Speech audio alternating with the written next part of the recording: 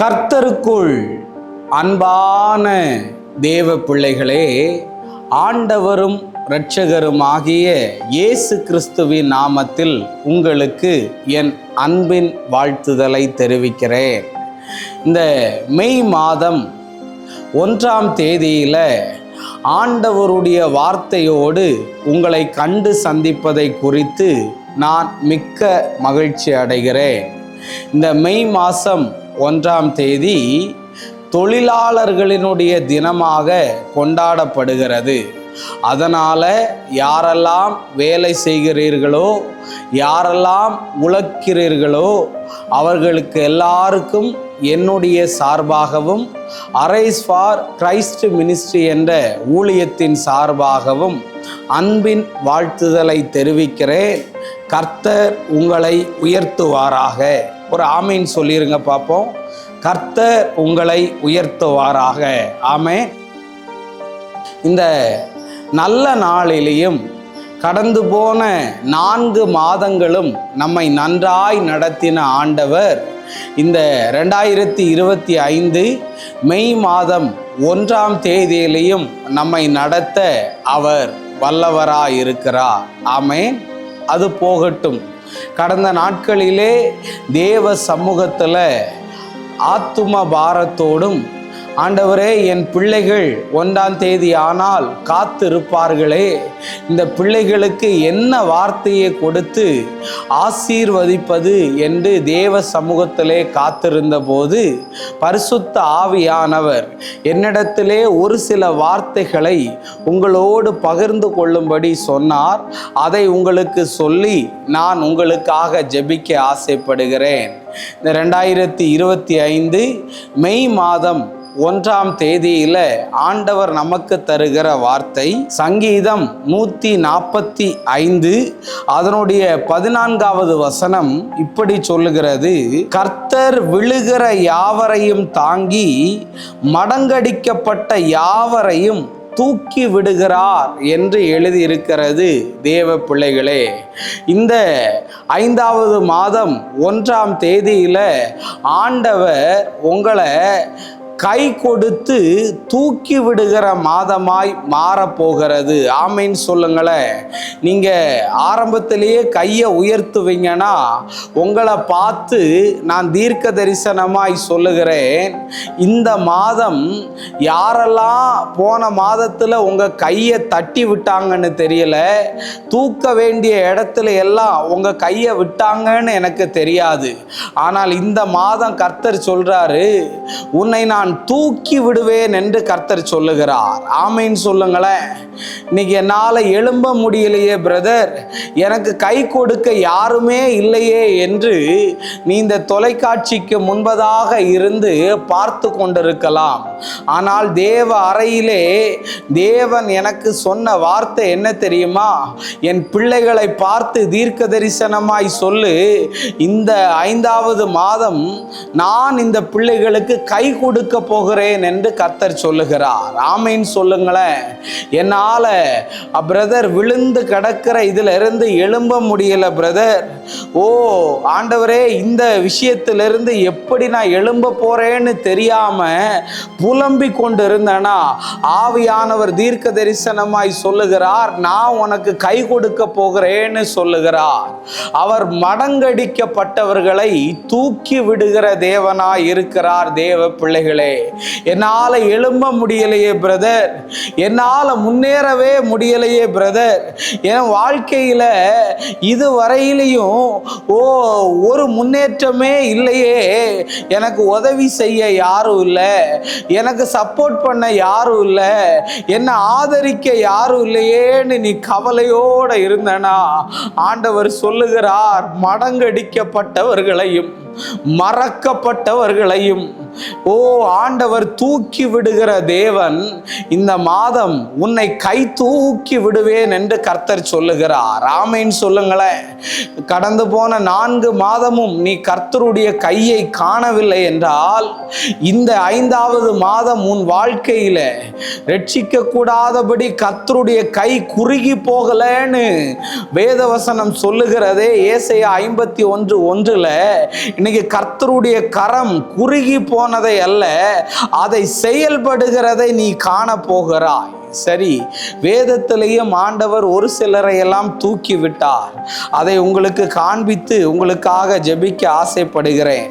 சங்கீதம் 40வது சங்கீதம் அதனுடைய 2வது வசனத்தை வாசிக்கிறேன். பயங்கரமான குழியிலும் உளையான சேற்றிலும் இருந்து என்னை தூக்கி எடுத்து என் கால்களை கண்மலையின் மேல் நிறுத்தி என் அடிகளை உறுதிப்படுத்தி என்று எழுதி இருக்கிறது. ஆண்டவர் வேதவசனம் சொல்லுகிறது, ஒரு மனிதனை எங்க இருந்து தூக்கி எடுக்கிறாராம்? பயங்கரமான குழியிலிருந்து கர்த்தர் தூக்கி எடுக்கிறாராம். பிரதர், இதுல இருந்தெல்லாம் என்னை யாருமே காப்பாற்ற முடியாது. இந்த கடல்ல இருந்து யாரும் என்னை காப்பாற்ற முடியாது.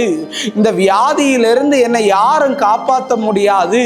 இந்த பிரச்சனையிலிருந்து யாருமே என்னை காப்பாற்ற முடியாதுன்னு ஏதாவது பயங்கரமான குழியில நீ சிக்கி கொண்டிருக்கலாம்.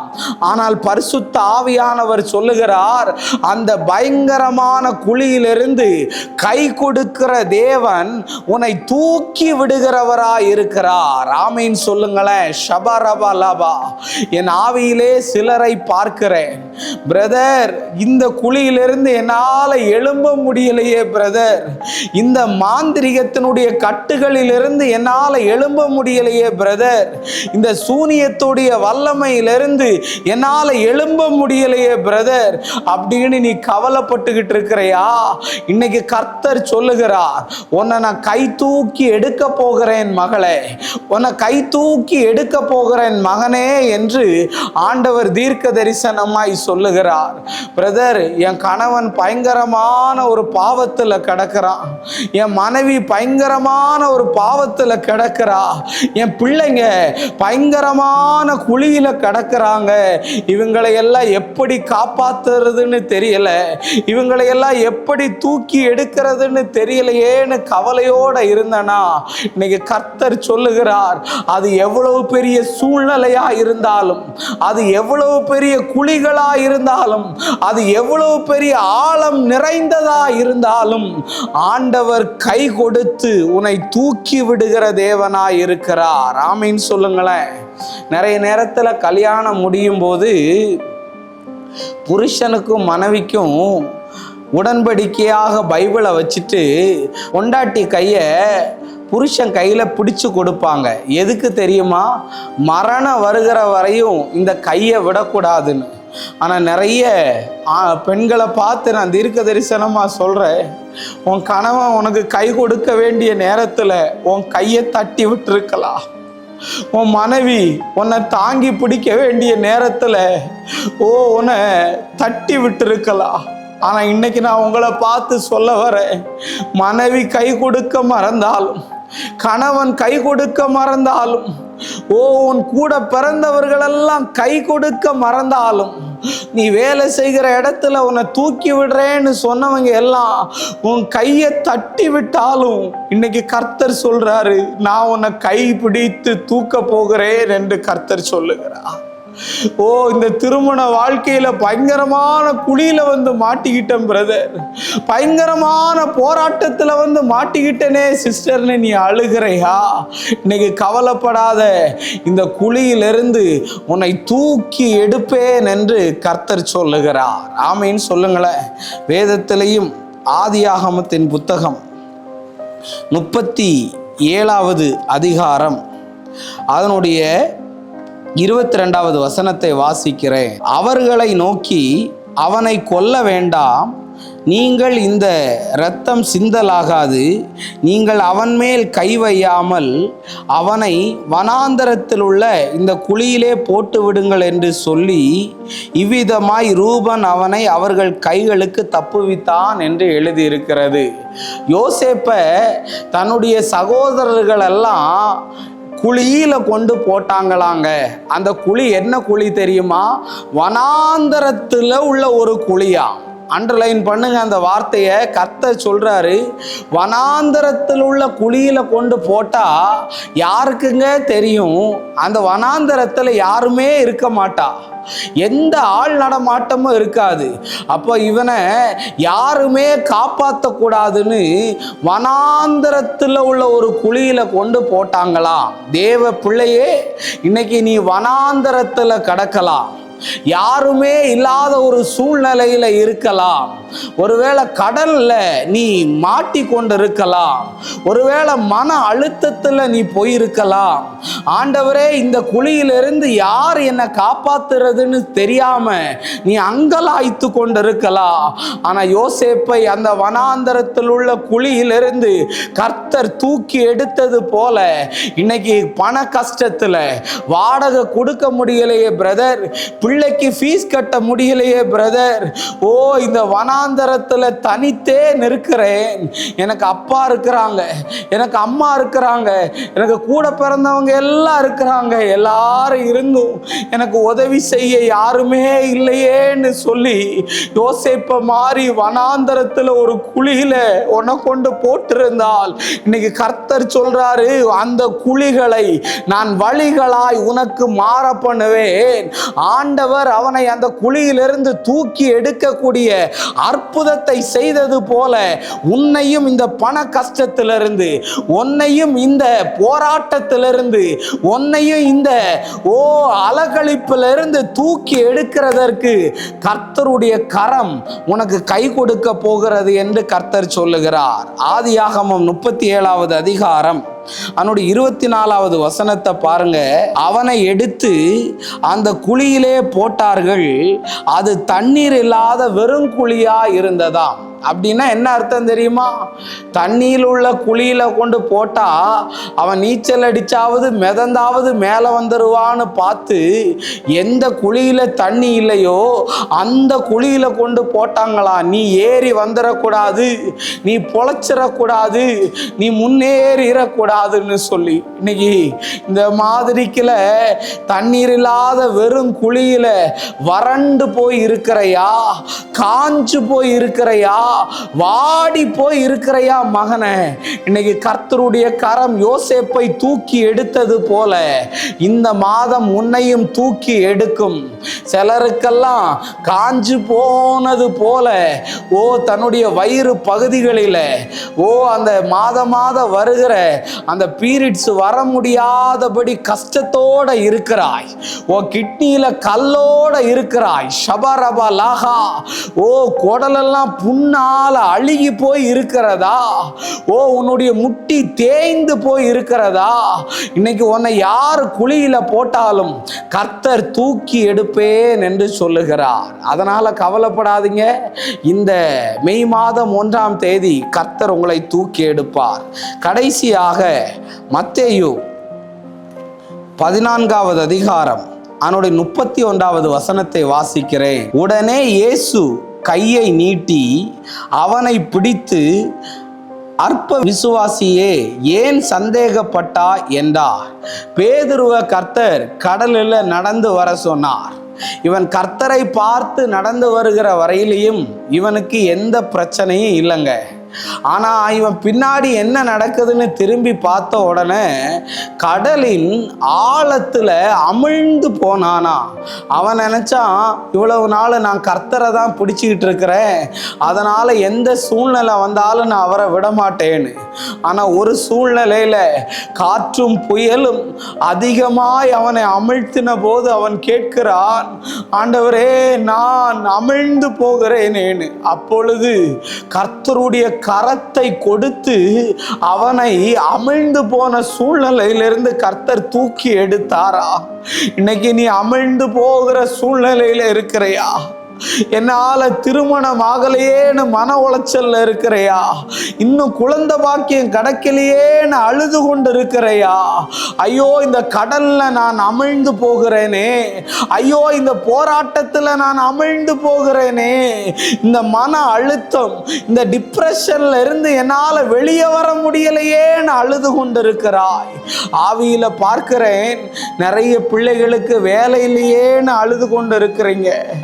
நிறைய பேருக்கு வருமானம் போயிருச்சேன்னு கவலைப்பட்டுக்கிட்டு இருக்கீங்க. இந்த லோனை எப்படி கட்ட போறேன்னு தெரியலையேன்னு அழுது கொண்டு இருக்கிறீங்க. வேலை இல்லாதவர்களுக்கு கர்த்தர் கை கொடுக்க போகிறார் இயேசுவின் நாமத்தினால. திருமணமாகாதவர்களுக்கு கர்த்தர் கை கொடுக்க போகிறார். குழந்தை இல்லாதவர்களுக்கு கர்த்தர் கை கொடுக்க போகிறார். மன அழுத்தத்தில் இருட்டு அறையில இருந்து அழுது கொண்டிருக்கலாம். பிசாசோடைய போராட்டத்தினால, செய்வன கட்டுனால, மாந்திரிகத்தினால அழுது கொண்டிருக்கலாம். இன்னைக்கு பேதுருவுக்கு வெளிப்பட்ட அதே கரம் கர்த்தர் கை கொடுத்து, நீ எவ்வளவு அமிழ்ந்து போகிற சூழ்நிலையில இருந்தாலும் கர்த்தர் கை கொடுத்து உன்னை தூக்கி விடுவார். பிசினஸ்ல லாஸா இருக்கிறையா மகளே? வரவேண்டிய பணங்கள் எல்லாம் வராமல் கஷ்டப்பட்டு கொண்டு இருக்கிறாயா? இன்னைக்கு வரையும் முன்னேற முடியலையேன்னு சொல்றையா? இந்த மாதம் கர்த்தருடைய உன்னை தாங்குகிறதை நீ பார்ப்பாய். நான் அடிக்கடி என்னுடைய பைக்கில் போகும்போதெல்லாம் யோசிச்சுட்டு போவேன். ஆண்டவரே, என்னை தூக்கி விடுறேன்னு சொன்னவங்க, எனக்கு உதவி செய்கிறேன்னு சொன்னவங்க, நான் இருக்கிறேன்னு சொன்னவங்க எல்லாம் இன்னைக்கு என்னை விட்டுட்டு போயிட்டாங்கப்பா. ஆனால் கடைசி நேரத்தில் என்னை தூக்கி என்னை கோபுரத்தில் உயர்த்தின கரம் உங்கள் கரம்தான்னு நான் சொன்னேன். இன்னைக்கு அனாதையை போல இருக்கிறையா? எனக்கு உதவி செய்ய யாருமே இல்லையேன்னு இருக்கிறையா? எப்படி பிரதர், என் எதிர்காலத்தை குறித்து பயந்து போயிருக்கிறியா? எக்ஸாம் எழுதி தோத்து போயிட்டியா? எக்ஸாம் ரிசல்ட்டுக்காக காத்திருக்கிறையா? இந்த மாதம் கர்த்தர் கை கொடுப்பா. உன் பயத்திலிருந்து உனக்கு விடுதலையை தந்து உனக்கு கர்த்தர் இந்த மாதம் கை கொடுக்கிற மாதமாய் மாறும். நம்ம எல்லாரும் கண்களை மூடி ஜெபிப்போமா? அன்பான நல்ல ஆண்டவரே, இந்த ஆசீர்வதிக்கப்பட்ட இந்த ஆண்டவரே காலை நேரத்துக்காய் நன்றி. இந்த மெய் மாதம் யாரெல்லாம் இந்த செய்தியை பார்த்து கொண்டிருக்கிறார்களோ அவர்களுடைய தலையின் மேலே கை படுவதாக, அவங்க கையோடு கையாக கர்த்தர் இருப்பீராக என்று நான் ஜெபிக்கிறேன். ஆண்டவரே, மேரி என்கிற ஒரு வாலிப மகளை பார்க்கிறேன். ஷபரபலாஹா சந்தாரபலபா சந்தோஷ் என்கிற ஒரு மகனை பார்க்கிறேன். டிப்ரெஷனால, மன அழுத்தத்தினால, விரக்தியினால வாழ்க்கையே வெறுத்து போய் இருக்கிறாய். உன்னை கர்த்தர் தொடுவார், உன்னை தொடுவார். உன் திருமண வாழ்க்கை கேள்விக்குறியா இருக்குது. உனக்கு வேலை கிடைக்காம இருக்குது. கர்த்தர் உன்னை ஆசீர்வதித்து உன்னை உயர்த்துவார். ஆண்டவரே, இன்னைக்கு இந்த பிள்ளைகளை கர்த்தர் ஆசீர்வதிக்கும்படியாய் ஜெபிக்கிறேன். பெரிய காரியத்தை செய்யும் இயேசுவின் நாமத்தில் வேண்டுகிறேன் நல்ல பிதாவே. ஆமேன், ஆமேன், ஆமேன். God bless you. கர்த்தர் உங்களை ஆசீர்வதிப்பார். தொடர்ந்து என்னுடைய செய்தி அரைஸ் ஃபார் கிரைஸ்ட் மினிஸ்ட்ரி என்ற யூடியூப் சேனலில் வெளியாகுது. மறக்காமல் காலையில் 5 மணிக்கு பாருங்கள். எல்லா சனிக்கிழமையிலையும் சாயந்தரம் 7:30 7:45 வரையும் விடுதலையின் நேரம் என்ற நிகழ்ச்சி நம்பிக்கை டிவியில் ஒளிபரப்பாகிறது. மறக்காமல் பார்க்கும்படி நான் ஜெபிக்கிறேன். விசேஷ விதமாக உங்களுக்கு ஒரு அறிவிப்பை நான் தருகிறேன். எல்லா மாதமும் 2வது ஞாயிற்றுக்கிழமை, அதாவது மெய் மாதம் 11ஆம் தேதி சாயந்தரம் 5 மணியிலிருந்து 8 மணி வரையும் நான் ஒரு மீட்டிங்கை நடத்தி கொண்டு இருக்கிறேன். அநேகர் சில பைத்தியங்கள் கூட அங்கே சரியாக இருக்குங்க. சில சத்ருவனுடைய போராட்டங்கள் கூட சரியாக இருக்குது. அதனால் மெய் மாதம் 11ஆம் தேதி குறித்து வைத்து கொள்ளுங்கள். பம்மல்ல ஜெயின் ஹாஸ்பிட்டல் பக்கத்தில் உள்ள ஒரு ஹாலில் வச்சு மீட்டிங் நடத்துகிறேன். நீங்கள் எல்லாரும் வாங்க. வெளியூர்ல இருந்தெல்லாம் வர்றாங்க, கண்டிப்பாக வாங்க. கர்த்தர் உங்களை ஆசீர்வதிப்பார். தொடர்ந்து அடியானுடைய ஊழியத்துக்காகவும் எனக்காக வேண்டி ஜெபம் பண்ணிக்கொள்ளுங்க. உங்களுக்கு முடிந்தால் என்னுடைய ஊழியத்தை தாங்குங்க. உங்களுக்கு யாருக்காவது ஜெபம் பண்ணணும்னா திரையில் என்னுடைய நம்பர் கொடுக்கப்பட்டிருக்கிறது. மறக்காமல் அதை பாருங்கள். கர்த்தர் உங்களை ஆசீர்வதிப்பார். God bless you. இந்த மாதம் கர்த்தர் உங்களுக்கு கை கொடுப்பார். கலங்காதீங்க. தேங்க்யூ.